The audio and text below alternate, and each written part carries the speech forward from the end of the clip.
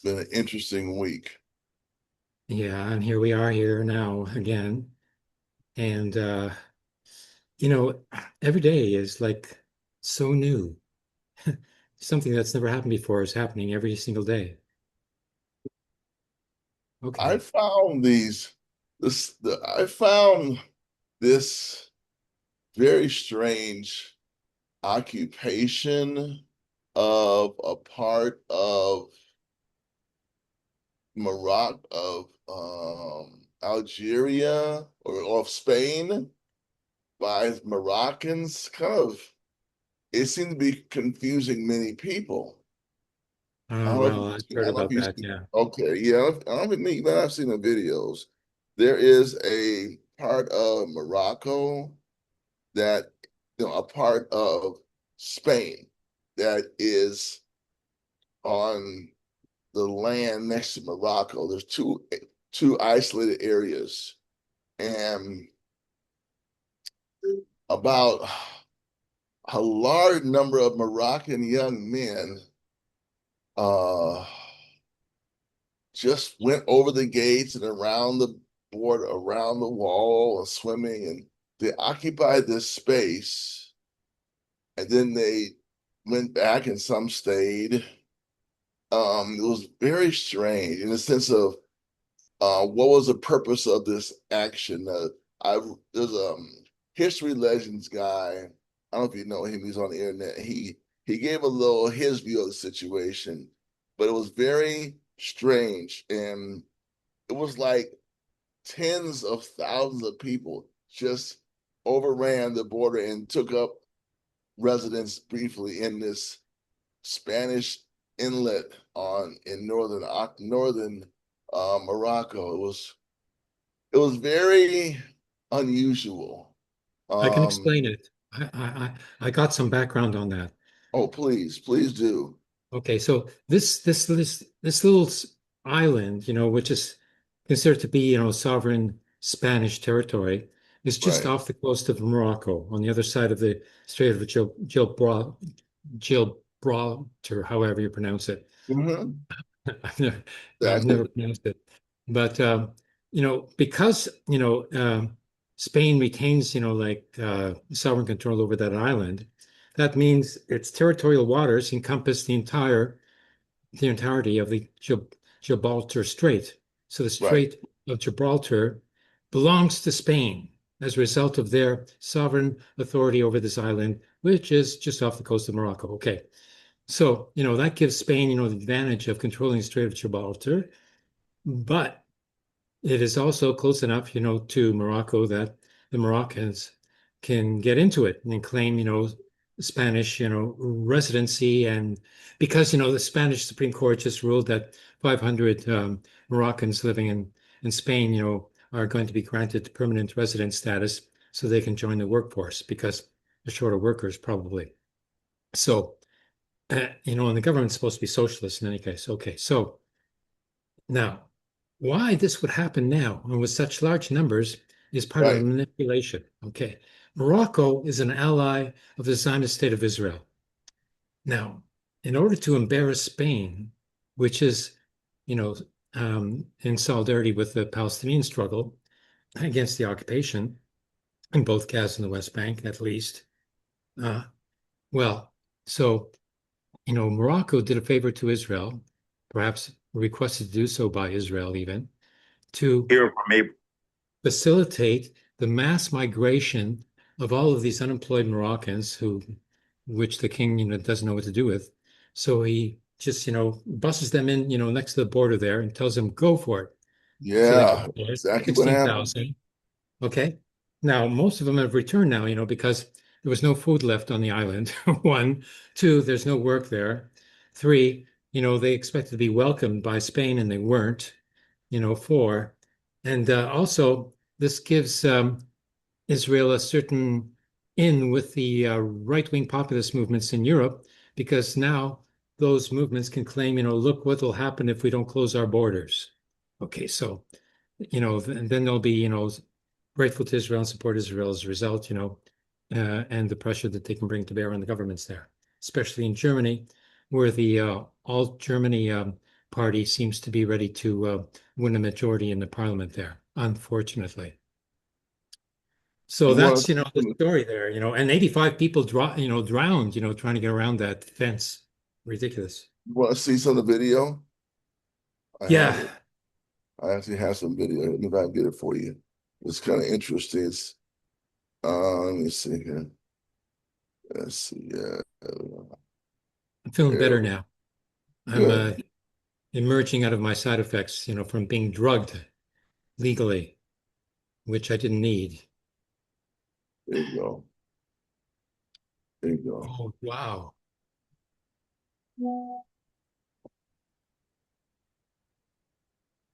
Wow, they're really going for it. Enthusiastic swimmers there. But they don't know how to swim. Yeah, well, that's Like, I don't I know what this I don't know what to say about that one. yeah, Uh, there's no swimming pools for people to go and practice, swimming or anything like that.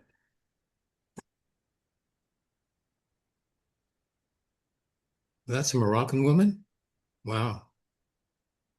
a Spanish woman. Yeah, Oh, yeah. that's from a movie. This is all. Oh, that's where they're coming in. Oh, there's a policeman standing there, What can he all do? docile. No, this is not there. This is supposedly in France. This is supposedly in France. But anyway. So yeah, this guy I watched sometime. But it was an interesting footage. That's all I can say. Yeah. Uh, and you're the only Incredible. person I was seem to understand it. Somebody was saying, "Oh, we're all for open borders." I said, "This isn't a border issue. This is a political move by Barack to get something. You can't just jump on things and start mouthing rhetoric. You know what you're talking about. You need to Yeah. you need to read a little history before you start making slogans, right? Right. Yeah.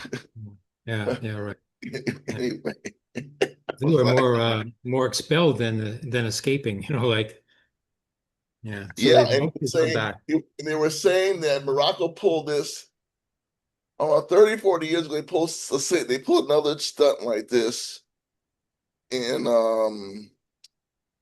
in the area in the Sahara, Eastern Sahara, not Western Sahara, but another part of Sahara. They pulled something very similar, and the next day Spain gave in or gave them the land or something. So Uh, they're trying to get the same thing now. Anyway, yeah, it they've been just agitating for the recognition of the annexation of Polisario, right, uh, right, which right, is the southern part there in the desert that is actually of another nation. And so, replacing one empire with another, Spain wants that's its own all it empire, is. it's Right, saying, and he got the right. support of Trump to recognize that Morocco could annex that territory by, in effect, supporting the Abraham Accord, what they call the Abraham Accord, Right. Right. recognition of Exactly. Israel, without conditions, like just recognize Israel, just to please Trump. And so Trump, gives them recognition as well. And Mutual and robbers recognition. Yeah. and then I heard that I want to say it's Morocco named a highway after Trump. Oh, he's pleased. I know Yeah. I mean, can you imagine? Yeah. Can you imagine a Donald Trump highway? Oh man, it makes my head hurt just saying it. You know? Well, soon enough they'll be embarrassed. Things are changing here, like this, and Iran is not giving up on the world revolution. They're calling for a regime change in the United States of America and in the state of Israel, both. Fine with me. Let's get to work. Yeah, Let's, here we are. here Yeah. we are. Yeah, here we are. It's really been amazing to hear people talk about this war. And so many people, unfortunately, have nothing really to say. They can't figure out what's going on. They want to see some additional back and forth. It's not happening. And they're crying over the soldiers that died. It's really confusing a lot of people what the editorializing that is not occurring. Mhm. They're just scared to say. It seems like they're scared to say victory to Iran. and defeat to Israel and the United States. Something's going on here.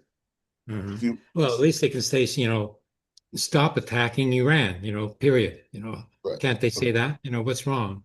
What's yes, wrong with they, saying that? They don't have that's to become Muslims to say that. It's what other excuse can they think of? But the anti-war movement is bankrupt. Yeah. well, there was one move forward this week. Have you heard about the Prairie Land Defendants? No, I've heard about the Prairie Fire movement. Okay, there were last year around 4th of July, there was a rally against ICE at an ICE facility. Yeah. The people who showed up were all arrested eventually, and they've been known as a Prairie Land Defendants. Oh. I'll get, yeah, I get, I'm gonna get a video for you. I'm gonna talk while I'm getting the video ready.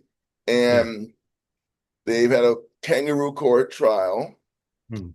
Um, they got a lot of years. Some of them, for their own reasons, pled guilty to whatever charge it was, which they must have had no lawyer or no defense because to plead guilty means you're throwing yourself at the courts. You got to be careful with that one. Yeah. Um, They were offered a plea but bargain. yeah, something happened, but most of them were not that. Most of them went to trial, and they got a lot of time. They got a lot of prison time. I mean, They got set up. years, Mhm. years and years of prison time. It wasn't no joke. Like 20 years, 40 years, 50 years. And Whoa. yeah, yeah. There's a lot of prison time. And they really didn't do anything. So there's a movement that's developing to build some solidarity with Mhm. them. I'm going to show you the screen right now of the statement from this group called Workers World. But it's one of the few statements I've seen, and I want it to be seen because this is simply it was simply a movement against uh, the ICE and the war on immigrants. That's all it was a rally against Mhm. ICE, war on immigrants. That's all it was. They showed Mhm. up, they had a rally, and they got big time. So Mhm. here's the article from a group called Workers World, Mhm. and it basically says the Prairie Land defendants need our support now more than ever. Originally arrested in connection with a noise demonstration, just a noise demonstration. That's it. Held on Mhm. July 4th last year, the Prairie Land defendants have dealt with nothing short of fascistic oppression and humiliating conditions since then. What started with inhumane jail conditions and accusations of terrorist activity has culminated in the sentencing of some defendants in early July 2026 who pled guilty for no less than 22 months in prison. Here's pictures of some of the demonstrations right here. I saw a banner Uh, up at the top right corner saying no war on Iran. That's excellent. yeah. This is one of the better papers Yeah. that is part of the United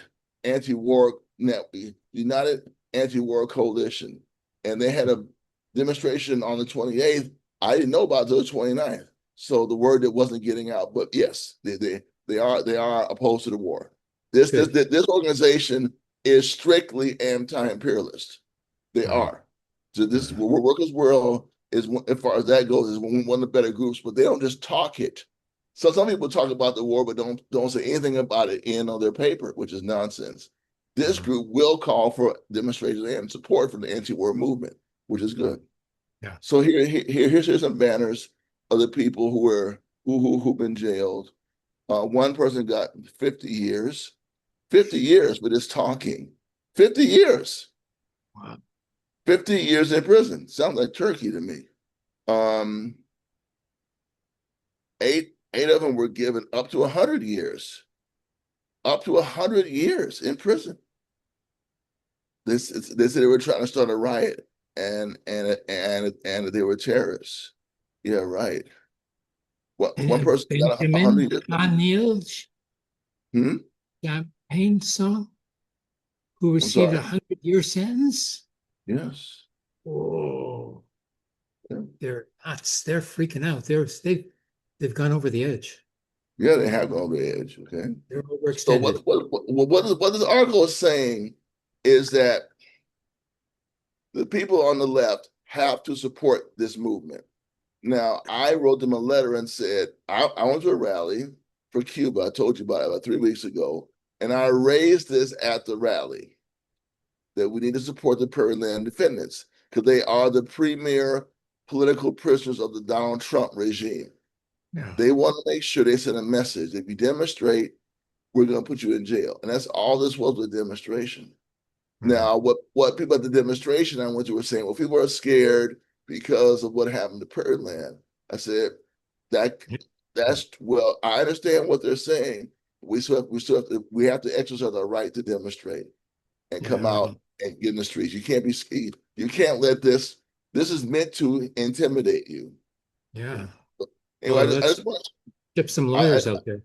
well, I'm just showing y'all this statement. It's the only statement I've seen about this struggle.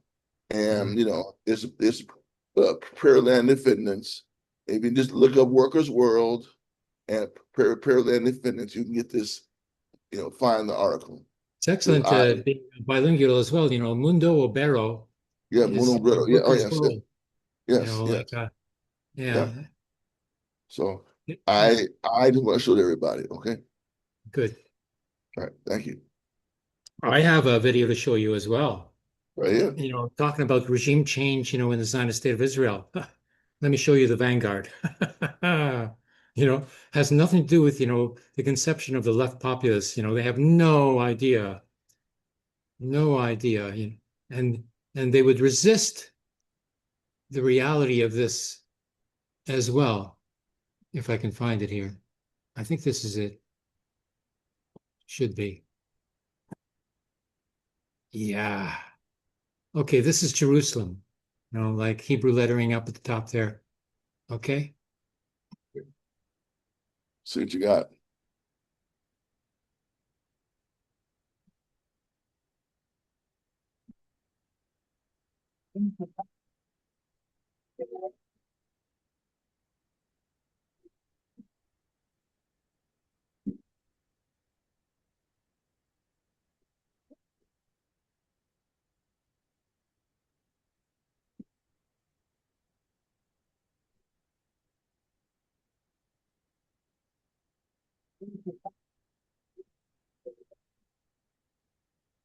Those guys, those are soldiers, Right. and they've just been kicked out of the neighborhood. That's I good. think it's, like, and, look at the number of the Orthodox who are doing so. And then, The and Anadolu then, told Reuters. oh, Yeah. I've got this. Okay. This is Iran. It's Nice. getting through. It still hasn't been suppressed, and it can't be suppressed, it would seem. So, if you want, let's listen to see what they have to say. Yeah, let's listen. Let's listen, definitely.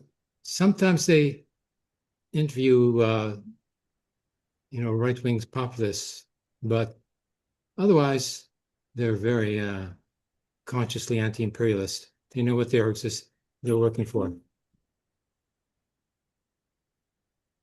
Yeah, interesting. Their leadership, comes from the lower class, not the upper class. Right. Okay. Yeah. Okay. Most of the people I found who are Orthodox I've met in general, at least in the United States, they're usually not bad people. You just have to tell hello to them and develop just let them know you're friendly and you want to deal with them as a human being and get to know them. Usually they'll smile and shake your hand and talk to you. Of course, yeah. I haven't found to be. I mean, whatever stereotypes they have, I haven't found it to be true at all. Actually, Yeah. you know, I haven't. No, Actually, I'm just saying I haven't. yeah. I haven't. I The mean, Orthodox, like one, they're poor. Two, they love to study. And the only thing they have to study, is the Jewish texts, the Torah, the real Torah, and the commentaries in the Talmud. Okay. Now, if they were given, a mathematics course to study, they would study mathematics as well, but they don't Right. have the opportunity. Okay. So it's not that they're, retrograde, and want to be retrograde. No, it's just that they have a lack of opportunity, Now, but they keep to their principles. They don't, they refuse to become Zionists. Even Chabad, is divided, on whether or not there's pro-Zionist or not. And Schneerson, the previous, head of the movement, the Pope of the Chabad movement, never went to Israel. He did, like meet up, with Netanyahu in New York City, but chose to never go to Israel because he doesn't recognize the regime there. But Oh, that never became sort of embedded in a discourse now. And so then they wanted to, get more followers and more money and more donations, to do propagating. And so they turned into a pro-Israel sort of movement as a result of that. right. But otherwise, the Orthodox, are not Zionists. Even though there's a stereotype of a Zionist in the West Bank, having Where'd pious, that come the from? hair and the gun, and Yeah. something else, and tzitzis, coming out from under their shirt. This is supposed to be what a Zionist is, but it's not. The ones that they show, who are the Orthodox, in the West Bank, carrying guns, that's like 200-300. That's nothing. You know, when we're talking about, the Orthodox in Jerusalem, okay, I'll give you the numbers. 74,000 have been given their draft notices, have been conscripted into the army. 74,000. Of those 74,000, the number who have actually gone into the army is 2,300. Huh? If this happened in any other community, they would be extolled as, oh, these are revolutionaries. These are the vanguard, like the avant-garde, like revolutionaries who are going to change the Zionist regime and all this. Nobody says that, even though it's true. Like there they are, kicking the military out of their neighborhood. Probably Oh, because it's Shabbos. And then, like in any store that tries to open up on Shabbos in their neighborhood, gets shut down pretty quickly as well. And then and also, Christian missionaries who come in there to try to convert people to be Christians, they are not tolerated either. These are very militant people, very conscious, very, strong identity, and a Jewish identity, not a Zionist identity. There's another Jewish community on the summit of Mount Gerizim next to Nablus, who are the Samaritans. They're not from Judea and Jewish, they are from Sumeria as Samaritans. There was two regions of the ancient Israelites, but the Zionists never talk about that. Why? Because the southern region, Judea, adopted the formation of a king. And the northern region of Samaria, the Israelites refused to join in with Judea because, one, they didn't want to pay taxes, they didn't want to go to war, and they didn't want to have a king, because it wasn't necessary. So there's a split in Judaism at that time. And that split has followed through all to this day. And people don't even know about it, not even the Zionists, And this is codified in a statement put out by the prophet Samuel at the time, in which he denounced the formation of a king. He was against the formation of a kingdom because he said it would just lead, to the taxes which would be used to buy more chariots, read tanks, and to wage war to aggrandize the power of the king. That's all that, oh, a king is good oh. for.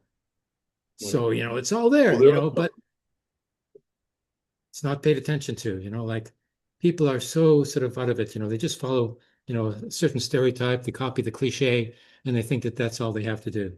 Really? Well, listen up. This is here and now. And we're there was talking to some you. there was some very interesting fighting in Nablus this week. Hmm. Oh yeah, it was very tit for tat actually. I Yeah. have some videos Uh, from Electronic Intifada. yeah, good. Some Good. real videos, not some joke. Here was Yeah. let's take a look. She's Jewish, but she never says so.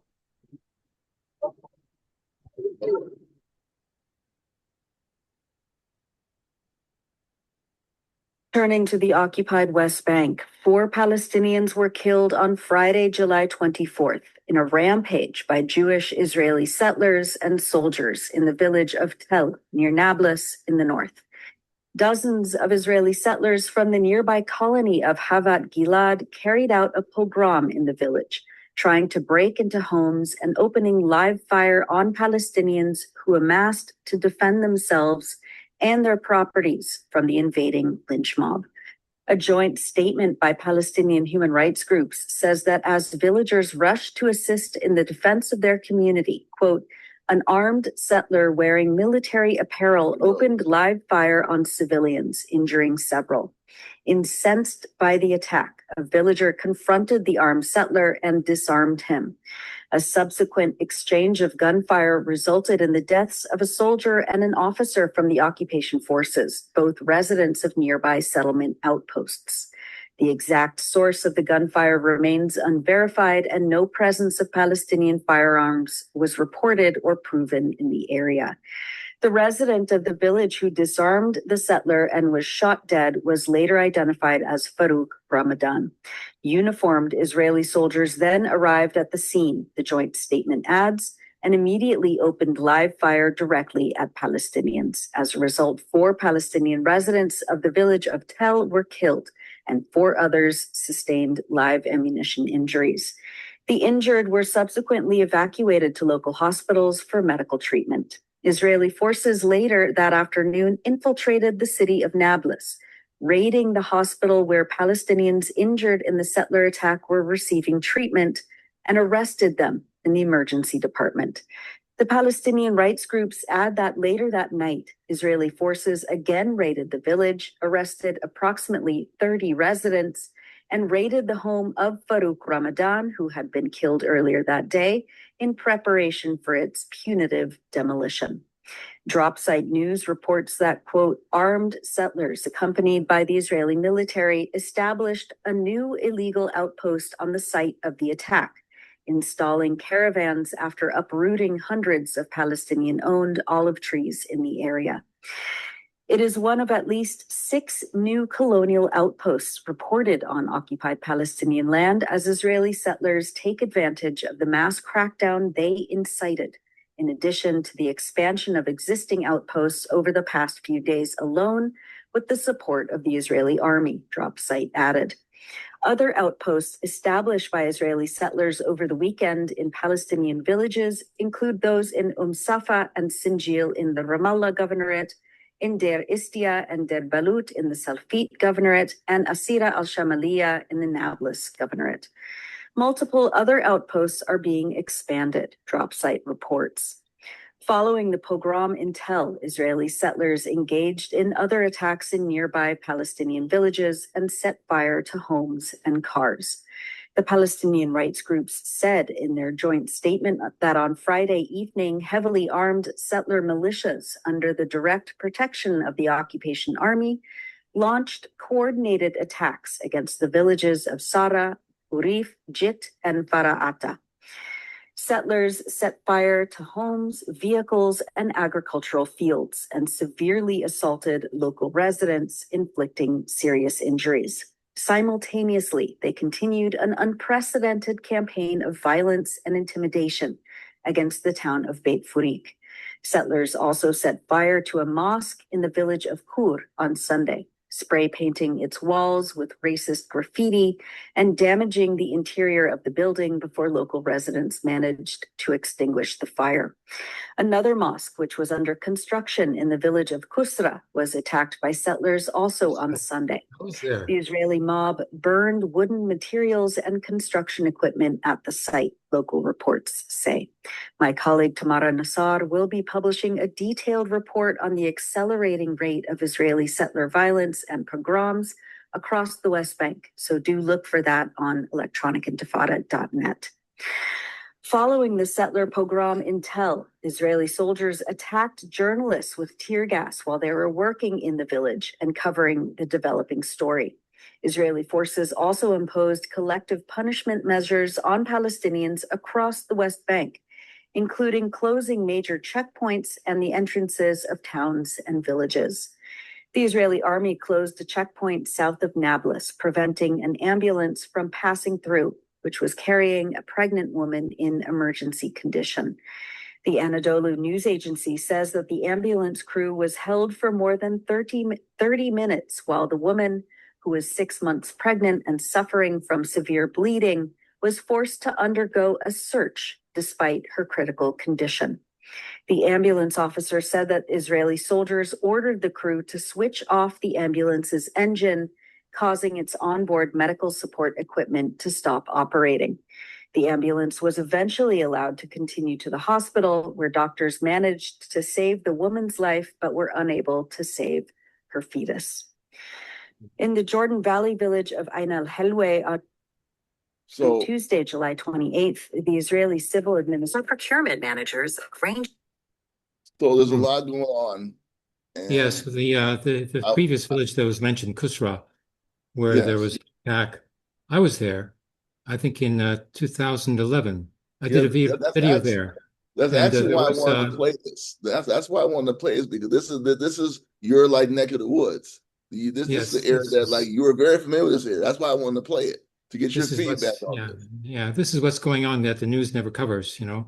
And in the village at that time, the military was coming into the village, and so the villagers, went out to confront the soldiers and chase them away, And there was this one guy with a big black beard, tall guy, impressive, man, father of 7 children. Woo. He was leading a charge, chasing the soldiers away. So what did the soldiers do? Turned around and they shot him dead. That man died that day. And I have it on video, but from afar, because he was on top of the hill. The hill there, is actually is a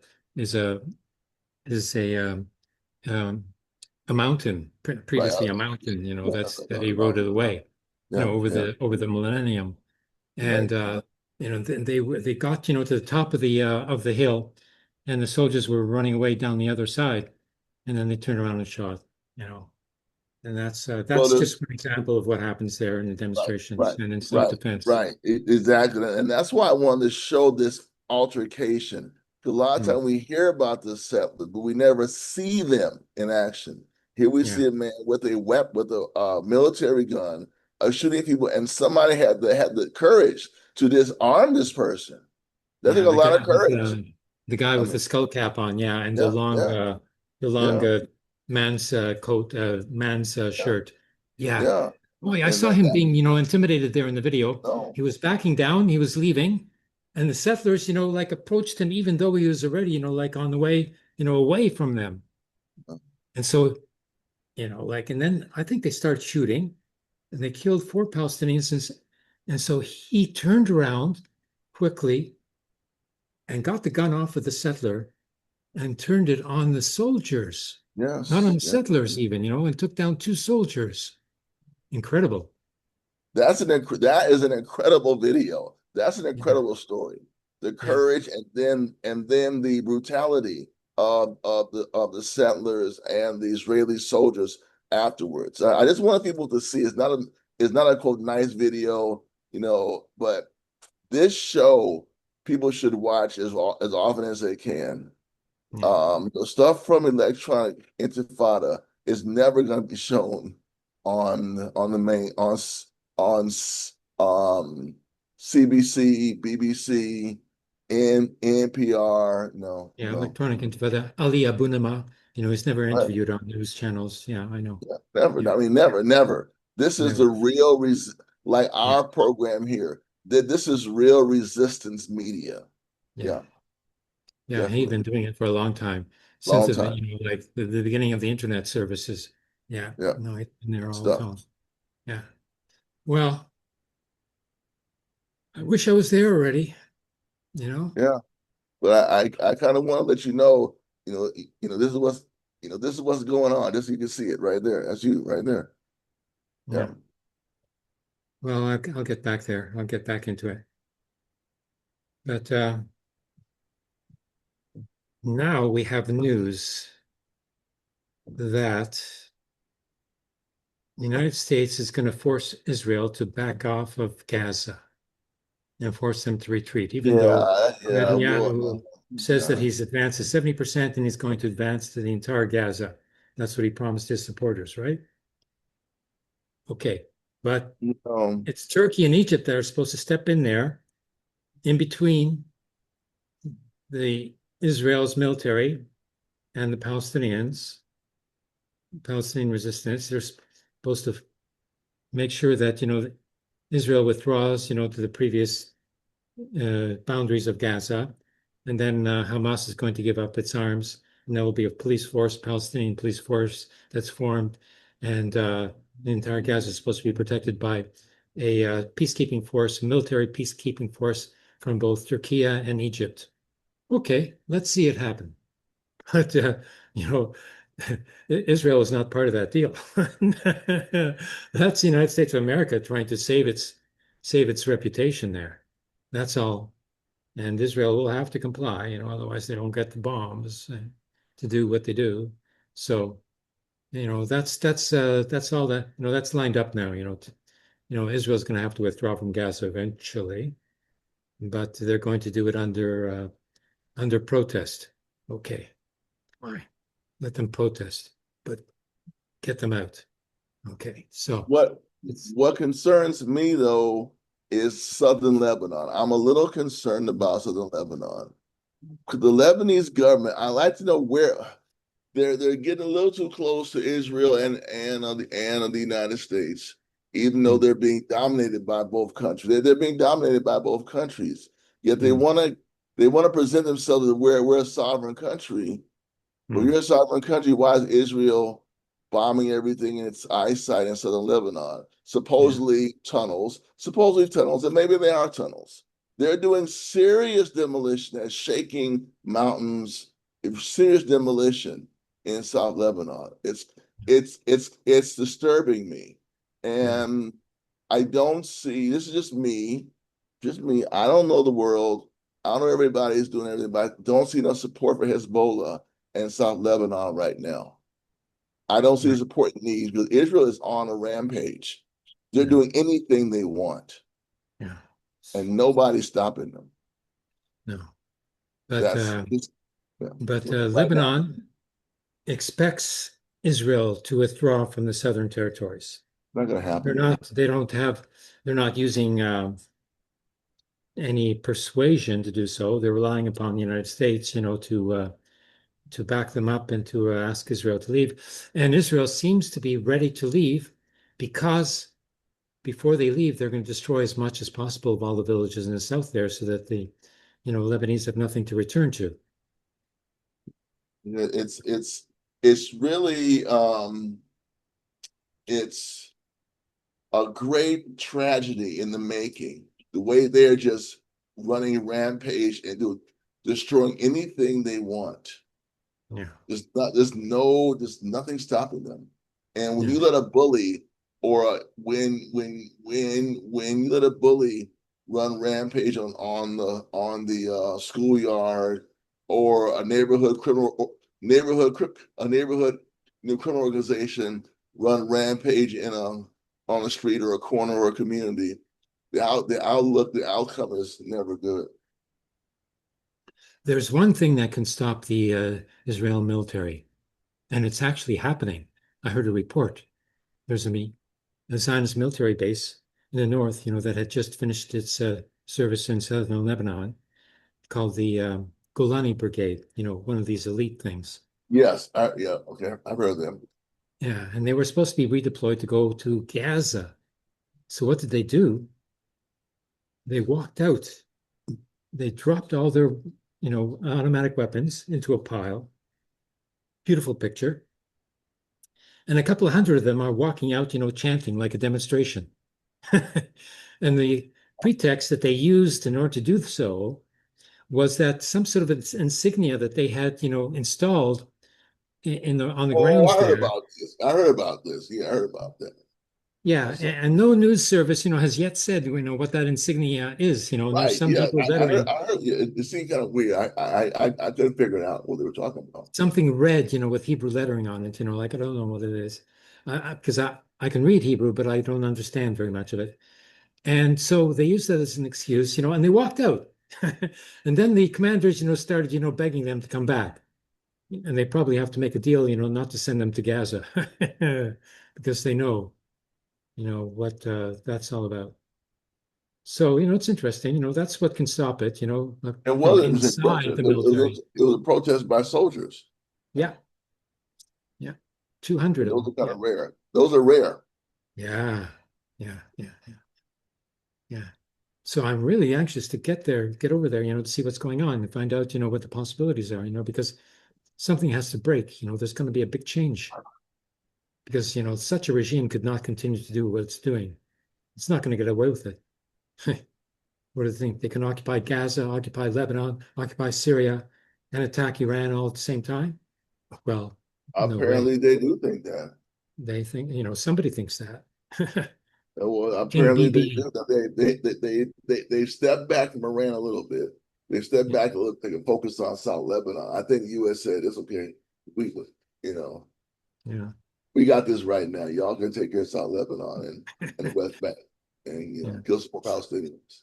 Hey, I hear there's an American destroyer commander who says that you can't hang out in the Eastern Mediterranean then anymore, to defend Israel because they shoot anti-air defense missiles from the destroyer to stop any missiles coming from Iran to Israel.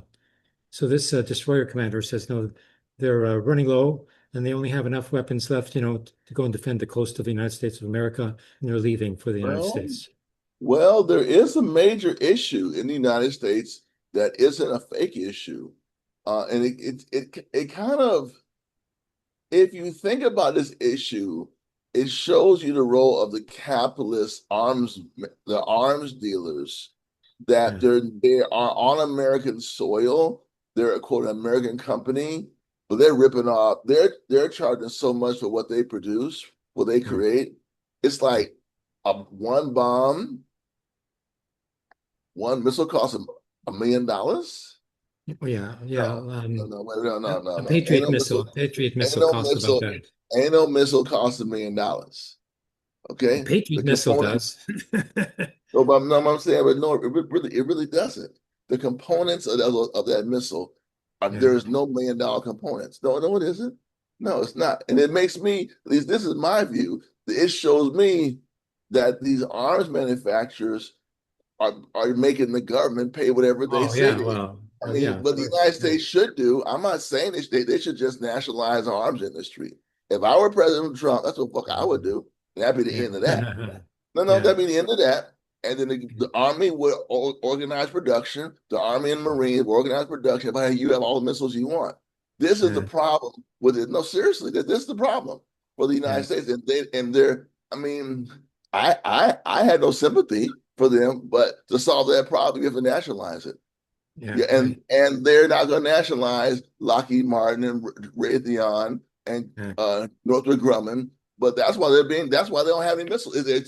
They cost too much. Now look at Notice Iran. that, notice the Iran names of has those no companies. missiles. Iran Notice has the name. missiles that they're making. They ain't trying. Yeah. They're not. The missiles are just as good as the ATACMS and the THAAD and the HIMARS. Just as good, just as accurate. Are they paying on hell? No. They're paying maybe $10,000 a missile. Well, whatever. I'm just Yeah. Yeah. saying. I'm just saying. That shows you who's in charge, and that's That's why it. they don't have. That's why they don't have any missiles. They Yeah. can't. They can't buy them. They make them at a snail's pace. And I'm telling you, if you want a war, dude, you gotta get everything you need right away. You may tell what you can't make. Okay, well, hold on a second. I'm in charge now. Get out of here. I'm just saying. I'm not saying that not to be pro-capitalist. But if you want to fight a war, you can't. The people making the missiles can't tell you when they're going. What? Wait a minute. Who's in charge here? Me or you? Obviously, you. No. Yeah. No. They put the army in charge of that shit. Put them. Yeah. Put the army in charge of production, and you making them when we need them. Because the United States is in trouble. If that's how it's going to work, then Well, they're trying to do it, by except that it's asked for an additional 55 billion from Congress on top of the 1.5 trillion. in order to gear up the production of the missiles, and they're building new factories, putting them on triple shifts, night shifts as well, and they're getting all the money that they want, to do it. And it's in the private sector. And the names of those companies, Right. if you notice, are all, the Anglo-Saxon establishment. Oh yeah, That's yeah. the power center of the Well, I United mean, States. electronics, you got Amazon's in that too. Amazon's involved. They're all involved in this. So that's why when they hit those factories in Bahrain and Saudi Arabia, hey, you know, it's Yeah, crazy. that was a bit of Persian there from Press TV. That starts That's fine. automatically on my computer. No, Okay. I'm saying so that's everybody that's what's going on. Yeah. These capitalists want big dollars. It's amazing the amount of profit they're making off of their government's need for the arms. Yeah. Yeah. I mean, it's something. I mean, I'm not pro USA, pro capitalist, pro imperialist, but there's something wrong. If I'm giving so much money to a company to make stuff for me and I gotta have it, no, I'm gonna change that. Yeah. No, All that I money mean, to make stuff that you blow up anyway, like it's irrational. yeah, it's irrational. Thank you. Totally crazy. Yeah. Hmm. Okay, so this is the 1st of August, 2026, and this is the Here and Now broadcast for this week Yeah, with our critical analysis. yeah. And we are going to set up a special broadcast talking about what it's like to live under racist assault. We're going to do a recording, and I can think of many incidents in my own life in which I can tell you the story of.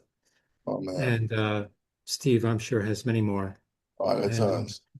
we'll record that for you later, during the course of this week. And you're going to All get, right. our special broadcast as a result. Okay. Thank you all for listening now. Please share and build. Yeah. Yeah. So think, analyze, and act. Yeah. That's what it is. Okay. Thank you.